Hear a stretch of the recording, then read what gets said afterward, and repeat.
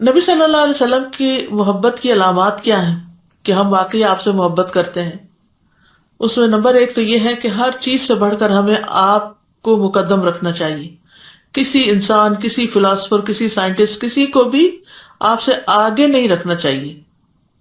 پھر اسی طرح آپ کا ادب کرنا چاہیے. قرآن مجید میں آتا ہے انا ارسلناک شاہدا ومبشرا ونذیرا لتؤمنوا باللہ ورسولہ وتعزروہ وتوقروہ وتسبحوہ بکرۃ واصیلا. اے نبی، ہم نے آپ کو شہادت دینے والا، بشارت دینے والا اور ڈرانے والا بنا کر بھیجا ہے تاکہ تم اللہ اور اس کے رسول پر ایمان لاؤ، اس کی مدد کرو، اس کی تعظیم کرو، صبح و شام اللہ کی تسبیح کرو. یعنی اس آیت کا مطلب کیا ہے کہ نبی کو ہم بھیج رہے ہیں جو گواہی بھی دے گا، خوشخبری بھی دے گا اور ڈرانے والا بھی ہوگا. اور تمہیں جواب میں کیا کرنا ہوگا؟ ایمان لانا ہوگا، مدد کرنی ہوگی، تعظیم کرنا ہوگا. یعنی تین باتوں کے جواب میں تین کام کرنے ہوں گے. پھر اسی طرح آپ کی آواز کے سامنے آواز بلند نہیں ہونی چاہیے.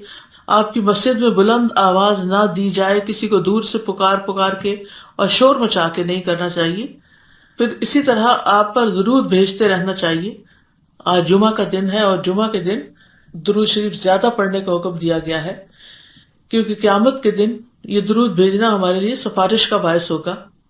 پھر آپ کی سنت کا دفاع کرنا چاہیے اور آپ کی باتوں کی جو آپ نے بتائیں ان کی تصدیق کرنی چاہیے. آپ کی خاطر جان اور مال قربان کرنا ہوگا. پھر آپ صلی اللہ علیہ وسلم کی سیرت پر چلنا ہوگا. پھر اس کے لیے دعا بھی کرنی ہوگی کہ اللہ تعالیٰ ہمیں اس سیرت پر جما دے. قرآن مجید میں دعائیں بھی ہمیں بتائی گئی اور نبی صلی اللہ علیہ وسلم نے خود بھی بتائیں کہ جو بیمار ہوتے وقت انسان پڑھے. حضرت عائشہ کہتی ہیں کہ میں نے رسول اللہ صلی اللہ علیہ وسلم کو فرماتے ہوئے سنا، جو نبی بھی بیمار ہوتا ہے تو اسے دنیا اور آخرت کا اختیار دیا جاتا ہے. آپ صلی اللہ علیہ وسلم کی مرض الموت میں جب آواز گلے میں پھنسنے لگی تو میں نے سنا کہ آپ فرما رہے تھے مع الذین انعم اللہ علیہم من النبیین والصدیقین والشہداء والصالحین. اس وقت میں سمجھ گئی کہ آپ کو بھی اختیار دے دیا گیا ہے.